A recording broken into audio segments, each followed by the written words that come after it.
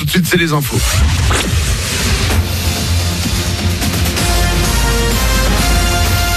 Toute l'actu sur Monaco Menton avec Frédéric Plat. Bonjour, après comme prévu un passage pluvieux cette nuit, les nuages vont laisser passer le soleil dans des éclaircies aujourd'hui sur Monaco et la Côte d'Azur. Le ciel va mettre un peu plus de temps à se dégager dans l'arrière-pays et il va faire jusqu'à 17 degrés 11 de suite à Menton. C'était la météo sur Énergie avec le Tage, restaurant indien à Menton, en livraison à domicile et vente à emporter. On va toujours plus loin dans l'horreur. Le seuil des 80 000 morts de la Covid a été franchi hier en France. Si le nombre d'hospitalisations a légèrement baissé malgré tout dans le pays, la situation reste préoccupante dans les Alpes-Maritimes.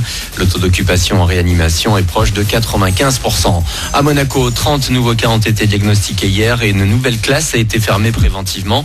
6 élèves d'une seconde de l'institution François d'Assise Nicolas Barré ont été testés positifs à la Covid-19. Ils ont été mis en éviction scolaire. 2 pourraient avoir été contaminés dans la sphère scolaire. Pas de retour pour eux en cours avant le 19 et un enseignement à distance dès aujourd'hui. Plus d'un an après la découverte de la maladie en Chine, des spécialistes de l'Organisation mondiale de la santé viennent de passer un mois dans la ville de Wuhan, considérée comme le berceau de la pandémie. Plusieurs pistes, mais aucune certitude selon eux pour expliquer l'arrivée du virus. Le pangolin, la chauve-souris, le vison aussi ont souvent été pointés du doigt. Enfin, sur les rails, les travaux de réaménagement de la gare de Menton ne devraient plus tarder à débuter. D'ici quelques semaines, ils vont commencer par l'accessibilité et la pose d'ascenseurs pour relier le bâtiment voyageurs et le quai central. Le réaménagement total des lieux suivra avec également sur le parvis un parking souterrain de 350 places. Livraison prévue en 2023. En foot, la Coupe de France et les 32e de finale. Premier résultat hier avec les qualifications de Lyon et Lorient face à des clubs de Ligue 2.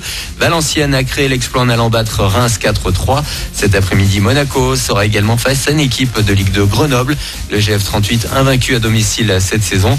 Un match et une ambiance qui s'annonce particulière pour le rouge et blanc Ruben Aguilar. Donc clairement, moi c'est Grenoble, c'est ma ville, c'est où je suis né, c'est où j'ai toute ma famille. Donc ouais, c'est au retour chez moi, mais pour se qualifier et repartir. C'est vrai que c'est frustrant de ne pas avoir du monde dans les tribunes. Parce que moi j'aurais pu avoir pour le coup ma famille, mes proches, mais bon.